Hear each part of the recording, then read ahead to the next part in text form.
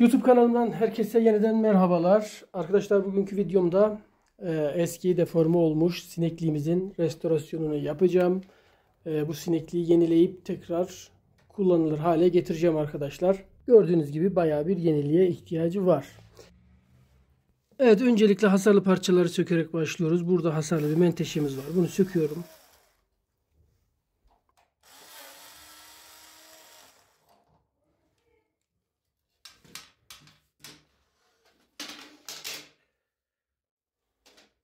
Şimdi sineklik tülünü tutan fitilleri çıkarıyorum. Bu şekilde ucundan tutup çekerek kolayca çıkarabilirsiniz.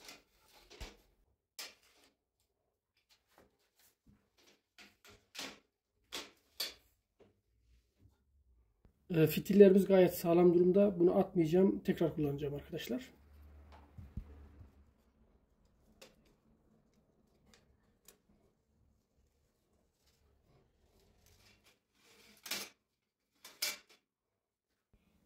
Evet, fitilleri söktükten sonra sineklik tülünü çıkarıyorum bu şekilde. Bu sineklik tülü arkadaşlar artık kullanılamaz durumda. Bunu kullanmayacağım. Evet, eski parçaları söktükten sonra şimdi sineklik tülümüzü yenileyebiliriz. Bu gördüğümüz parça köşe takozu. Bunu bu şekilde köşeleri tutturmak için kullanıyoruz. Hafifçe vurarak yerine oturtabilirsiniz.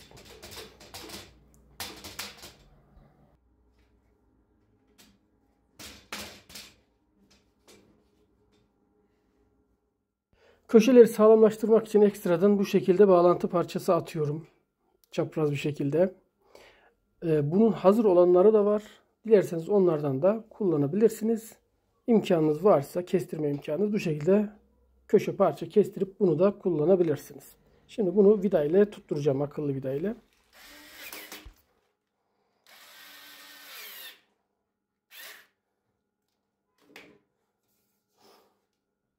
Evet, fitilleri takacağım ama öncelikle bunu güzelce çamaşır suyu ile yıkayıp arıtıyorum. Tozlanmış sadece arkadaşlar.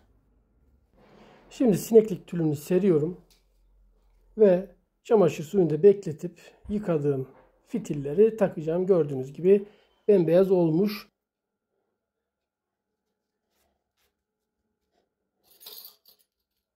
Evet, fitilin üzerine bastırarak iyice buraya oturmasını sağlıyoruz. Ben kolay olması açısından böyle bir rulet kullandım. Bunu bir tornavidanın ucuyla da bastırarak yapabilirsiniz.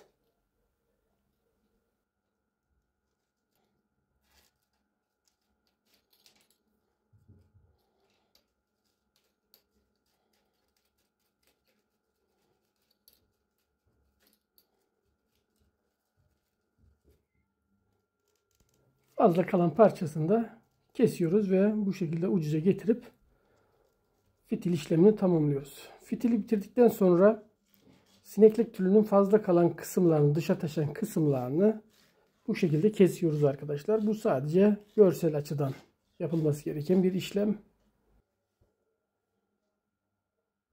Bir tane kırık menteşemiz vardı. Onu takmak için öncelikle yerini bu şekilde işaretliyorum. Ve işaretlediğim yerlere denk gelecek şekilde bakın menteşemizi yerleştirip vidasını atıyorum.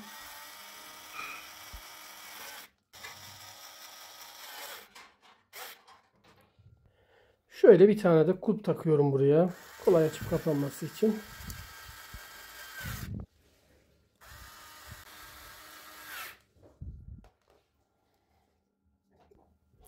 Ve son olarak çerçevemizi de güzelce temizleyip işlemi tamamlayacağım. Evet, sineklik restorasyonumuz tamamdır arkadaşlar. Harika oldu. Çok uygun maliyete eski sinekliğimizi yapmış olduk. İzlediğiniz için teşekkürler. Hoşça kalın. Allah'a emanet olun.